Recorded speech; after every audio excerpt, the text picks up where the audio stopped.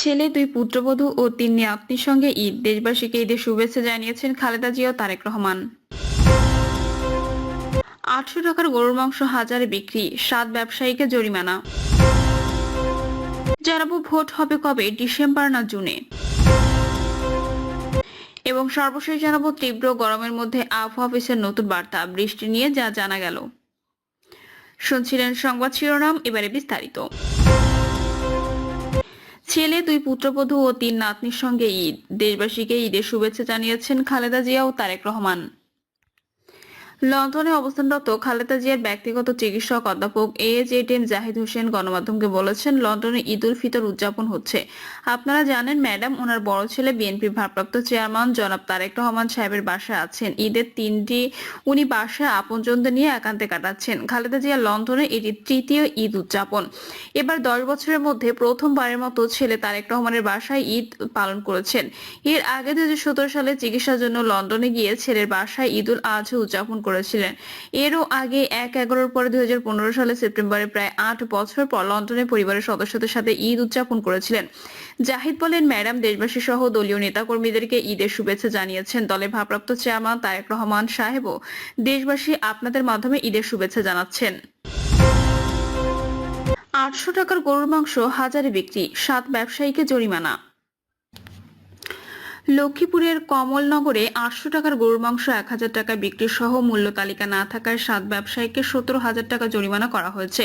মাংস কিনতে গিয়ে স্থানীয়রা প্রতিবাদ শুরু করে। এর একটি ভিডিও সামাজিক যোগাযোগ মাধ্যম ফেসবুকে ছড়িয়ে পড়ে। হঠাৎ মাংসের দাম বৃদ্ধির খবর পেয়ে উপজেলা নির্বাহী কর্মকর্তা রাহাতুজ্জামানের নেতৃত্বে বাজারে অভিযান পরিচালনা করা হয়।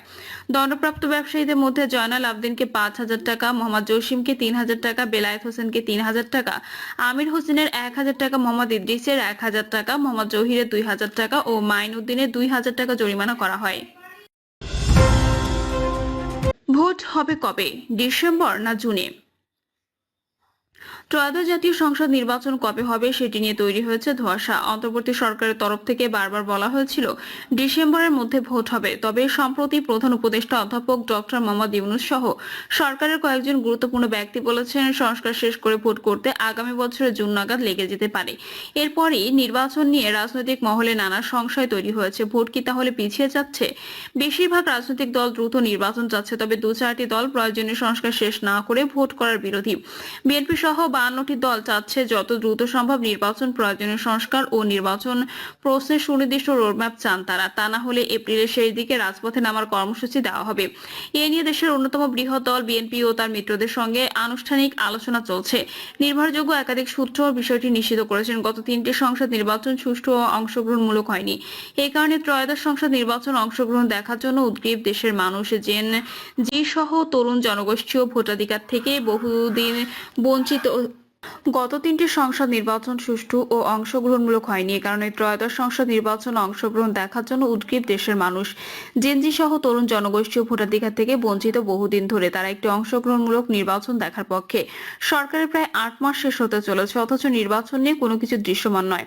এই কারণে সন্দেহের মাত্রা আরো বাড়ছে। তবে সরকারের উচিত হবে রাজনৈতিক দলগুলোর মধ্যে সন্দেহ ও অনাস্থা যাতে তৈরি না হয় সে ব্যবস্থা গ্রহণ করা।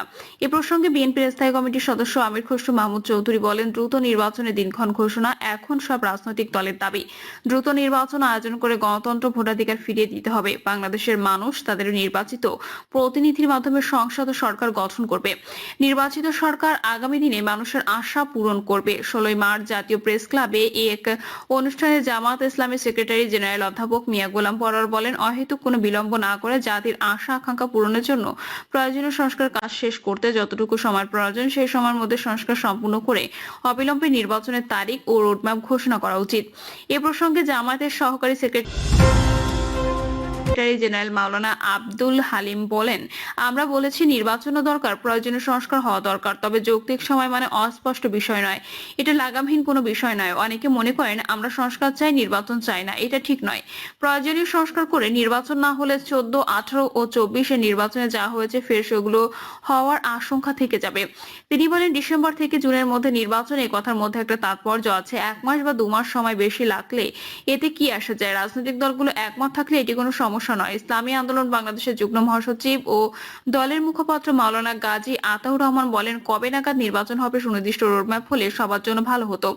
সুনির্দিষ্ট হলে সংশয় হয়তো কেটে যেত। 12 দলীয় জোটের মুখপাত্র বাংলাদেশ এলডিপি চেয়ারম্যান সাদাত হোসেন সেলিম বলেন, আমাদের জোট বা দলের অবস্থান হলো দ্রুত নির্বাচন দেরি হলে নতুন নতুন সংকট সৃষ্টি হবে।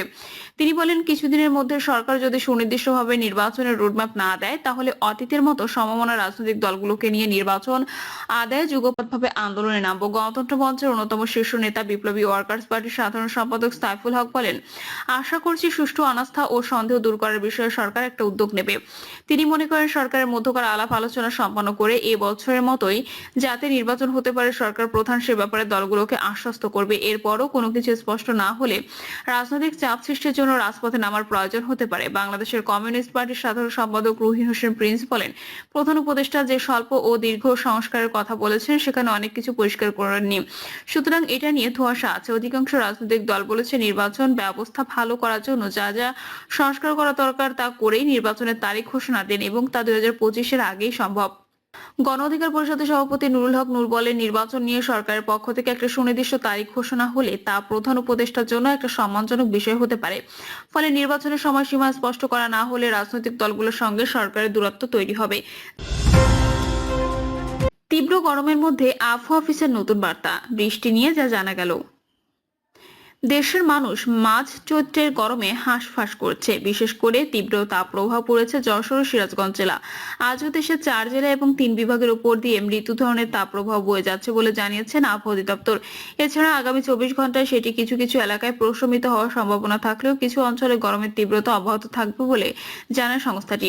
আবহাওয়া অধিদপ্তর থেকে প্রকাশিত সকাল 9টা থেকে পরবর্তী 72 ঘন্টার পূর্বাভাসে এসব তথ্য জানানো হয়েছে। আবহাওয়া অফিস বলছে, লঘুচাপের বর্ধিতাংশ পশ্চিমবঙ্গ তৎসংলগ্ন এলাকা পর্যন্ত বিস্তৃত রয়েছে। মৌসুমের স্বাভাবিক লঘুচাপ দক্ষিণ বঙ্গোপসাগরে অবস্থান করছে। এদিন সকাল 9টা থেকে পরবর্তী 24 ঘন্টা অস্থায়ীভাবে আংশিক মেঘলা আকাশ সহ সারা দেশের আবহাওয়া শুষ্ক থাকতে পারে। সারা দেশে দিনের তাপমাত্রা সামান্য হ্রাস পেতে পারে এবং রাতের তাপমাত্রা সামান্য বৃদ্ধি পেতে পারে। মৌলভীবাজার, রাঙামাটি ও বরিশাল ও পটুয়াখালী জেলা সহ ঢাকা, রাজশাহী ও খুলনা বিভাগের উপর দিয়ে মৃদু থেকে মাঝারি ধরনের তাপপ্রবাহ বয়ে যাচ্ছে এবং তা কিছু কিছু জায়গায় হতে প্রশমিত হতে পারে। আবহাওয়ার পূর্বাভাসে বলা হয়েছে, এদিন সকাল 9টা থেকে পরবর্তী অস্থায়ীভাবে আংশিক মেঘলা আকাশ সহ সারা দেশের আবহাওয়া শুষ্ক থাকতে পারে। সারা দেশে দিনের তাপমাত্রা প্রায় অপরিবর্তিত থাকবে এবং রাতের তাপমাত্রা 1 থেকে 2 ডিগ্রি সেলসিয়াস বৃদ্ধি পেতে পারে। আবহাওয়ার পূর্বাভাসে বলা হয়েছে, এদিন সকাল 9টা থেকে পরবর্তী 24 ঘন্টায় অস্থায়ীভাবে আংশিক মেঘলা আকাশ সহ সারা দেশের আবহাওয়া প্রধানত শুষ্ক থাকতে পারে। তবে সিলেট বিভাগে 2-1 জায়গায় অস্থায়ীভাবে দমকা হাওয়া সহ বিদ্যুৎ চমকানো অথবা বৃষ্টি বা বজ্র সহ বৃষ্টি হতে পারে। সারা দেশে দিনের তাপমাত্রা সামান্য হ্রাস পেতে পারে এবং রাতের তাপমাত্রা প্রায় অপরিবর্তিত থাকতে পারে। বর্ধিত 5 দিনের আবহাওয়ার অবস্থান উল্লেখযোগ্য কোনো পরিবর্তনের সম্ভাবনা